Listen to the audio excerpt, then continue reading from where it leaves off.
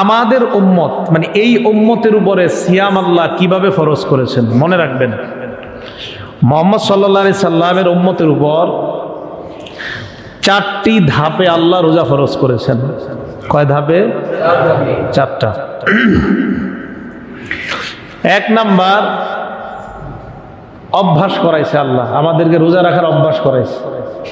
প্রথম ধাপ আব্দুল্লাহ ইবনে মাসউদ রাদিয়াল্লাহু তাআলা আনহুর বর্ণনা,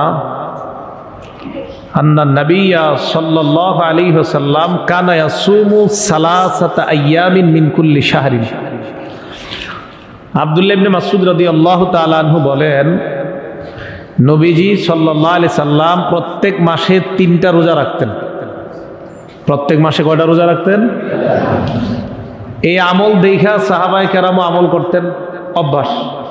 এটা কিন্তু আপনার এই রোজা ফরজ হওয়ার আগের ঘটনা। তো নবীজি রাখতেন 3টা রোজা, সাহাবারাও দেখতেন, ওনারাও রাখতেন। তো নবীজির আমলের মাধ্যমে আল্লাহ উম্মতকে অভ্যাস করাইলেন, প্রথম ধাপ।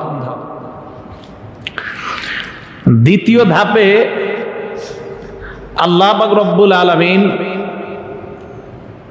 অনেকগুলা ফরজ না করে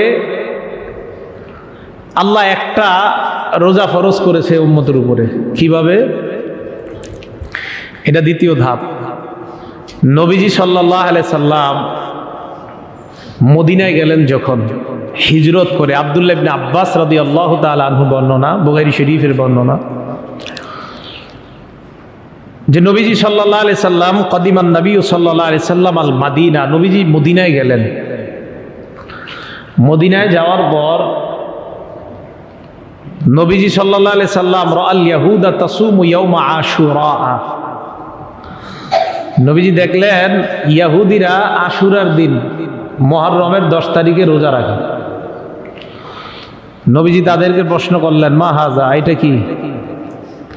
তারা জবাব দিল, হাজা ইয়াউমুন সালিহুন, এটা একটা সম্মানিত দিন। হাজা ইয়াউমুন, এটা এমন একটা দিন, নাজ্জাল্লাহু বনি ইসরাঈল মিন আদুওয়িহিম, যেই দিনে আল্লাহ বনি ইসরাঈলকে তাদের শত্রু ফেরাউন বাহিনী থেকে আল্লাহ মুক্তি দান করেছেন। ফাসামাহু মুসা আলাইহিস সালাতু ওয়াস সালাম, শুকরিয়া আদায় করার জন্য এই দিনে মুসা আলাইহিস সালাতু ওয়াস সালাম রোজা রেখেছেন। নবীজি বললেন, ও তাই তোমরাও রাখো? কয় হ্যাঁ। নবীজি জবাব দিলেন, আনা আহাক্কু বিমুসা মিনকুম, তোমাদের চাইতে আমি মুসা নবীর বেশি কাছাকাছি, মুসা নবীকে মোহাব্বতের বেশি হকদার আমি তোমাদের চাইতে। ফাসামাহু, নবীজি মুহররমের 10 তারিখে রোজা রাখলেন। ওয়া আমারা বিসিয়ামিহি, সাহাবাদেরকেও 10 তারিখে রোজা রাখার আদেশ করলেন। কি করলেন? প্রথম ধাপে ছিল অভ্যাস, নবীজি করতেন, কিছু বলতেন না, সাহাবারা দেখতো, কেউ করতো কেউ করতো না।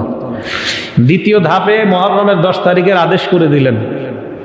সাহাবাদের উপর, এই উম্মতের উপর রোজা ফরজ হয়ে গেল, মুহররমের 10 তারিখে রোজা রাখা ফরজ। আপনারা কিন্তু এখনো ফরজ আছে, এটা বুঝেন না। এটা রমজানের রোজা ফরজ হওয়ার আগের ঘটনা। তো নবীজি ইহুদিদের বিরোধিতা করার জন্য বলে দিয়েছিলেন সাহাবাদেরকে, যে ইহুদিরা যেহেতু 10 তারিখে রোজা রাখে, তোমরা আগের দিন অথবা পরের দিন রোজা রেখা তাদের বিরোধিতা করো। তো দ্বিতীয় ধাপে উম্মতের উপর রোজা ফরজ হয়ে গেল, মুহররমের রোজা, 10 তারিখের রোজা, মনে থাকবে সবার। তৃতীয় ধাপ, এটা হলো এই আয়াত, এই যে সূরা বাকারার 183 নম্বর আয়াত, আল্লাহ বলেন, হে ঈমানদারগণ, তোমাদের উপর রোজা ফরজ করা হয়েছে। তোমাদের উপর রোজা কি করা হয়েছে? ফরজ করা হয়েছে। রমজানের রোজার কথা বলতেছেন। এখন দেখেন, এই তৃতীয় ধাপেও একটু ছাড় আছে। রোজা কিন্তু ফরজ এখন আল্লাহর পক্ষ থেকে, কিন্তু ছাড়টা কি? ফামান কানা মিনকুম মারিদুন আও আলা সাফারিন ফাইদ্দাতুম মিন আইয়ামিন উখর ওয়া আলাল্লাযীনা ইউতীকুনাহু ফিদিয়াতুন তুআমু মিসকিন। আল্লাহ বলে দিলেন, যারা রোজা না রেখে মিসকিনদেরকে টাকা পয়সা দেওয়ার সামর্থ্য রাখে, যারা রোজা কিন্তু খরচ করছে আল্লাহ, করার পরেও ওই সমস্ত মানুষ যারা মিসকিনদেরকে টাকা দেওয়ার সামর্থ্য রাখে, যে আমি রোজা রাখবো না, রোজার পরিবর্তে টাকা দিয়ে দিব, এটা কিন্তু অসুস্থতার কারণে না, রোজা রাখতে সক্ষম উনি, কিন্তু উনি রাখবে না। কি করবে? ফাফিদিয়াতুন তুআমু মিসকিন, ফিদিয়া হিসাবে মিসকিনদেরকে খাওয়ায়া দিবে। এই ছাড় দিয়েছে। তাহলে দেখেন উম্মতের উপর ফরজ, কিন্তু যাদের টাকা পয়সা আছে মাশাআল্লাহ ওনারা না রাখলেও চলবে যদি ফকিরদেরকে খাওয়ায় দেয়। এটা হলো তৃতীয় ধাপ। এই ধাপের পর আল্লাহ পাক রব্বুল আলামিন তৃতীয় ধাপেও বলে দিয়েছিলেন, ওয়ান তাসুমু খায়রুল লাকুম ইন কুনতুম তা'লামুন। তবে যারা রোজা না রেখে দরিদ্রদেরকে খাওয়ানোর সামর্থ্য রাখো, তোমরা খাওয়ানোর চাইতে রোজা রাখাটাই তোমাদের জন্য কল্যাণ। অপশন দিয়ে দিছে, টাকাও দিতে পারবা, রাখতে পারো, বাকি রাখাটা কল্যাণ। তাহলে এই জায়গায় দেখেন একটা অপশন আছে, ফরজ, বাকি টাকা পয়সা থাকলে দিয়ে দিয়ে রোজা না রাখার অপশন আছে, বাকি আল্লাহ বললেন রাখলেই ভালো। এটা তৃতীয় ধাপ। প্রথম ধাপে অভ্যাস, দ্বিতীয় ধাপে আশুরার রোজা ফরজ, তৃতীয় ধাপে ফরজ, বাকি যাদের টাকা আছে এরা না রাখলেও চলবে, ফকিরদেরকে কিছু খাওয়ায় দিবে। চতুর্থ ধাপ, শাহরু রমাদান আল্লাযী উনজিলা ফীহিল কুরআন। রমজান মাস, যেই মাসে কোরআন নাজিল করা হয়েছে। এই আয়াতে আল্লাহ বলে দিলেন, ফামান শাহিদা মিনকুমুশ শাহরা, শোনো তোমরা যারা রমজান মাস পেয়ে যাও, ফালইয়াসুমহু, এখন আর কোনো ছাড় নাই, সবাই রোজা রাখতেই হবে। যারা রমজান মাস পেয়ে যাও, এটা সূরা বাকারা 185 নম্বর আয়াত। এইবার আর কোনো ছাড় নাই। ছাড় নাই মানে সুস্থ ব্যক্তি, যারা বালেগ সুস্থ ব্যক্তি, তোমরা যদি রমজান মাস পেয়ে যাও, ফালইয়াসুমহু, রোজা রাখতেই হবে। এই আয়াত দ্বারা আগের আয়াতের হুকুম রহিত হয়ে গিয়েছে। আপনারা নাসেখ মানসুখ এই জাতীয় কোনো শব্দ শুনছেন কখনো? রহিত হয়, বিধান রহিত হয়, এই জাতীয় কোনো কথা শুনছেন?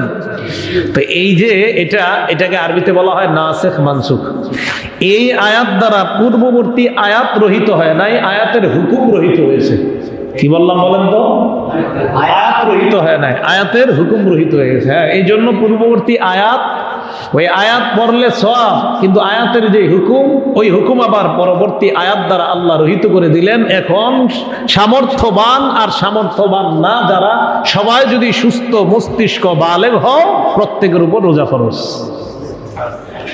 মনে থাকবে? তাহলে এই চারটা ধাপে এই উম্মতের উপর আল্লাহ পাক রব্বুল আলামিন সিয়াম ফরজ করে দিলেন।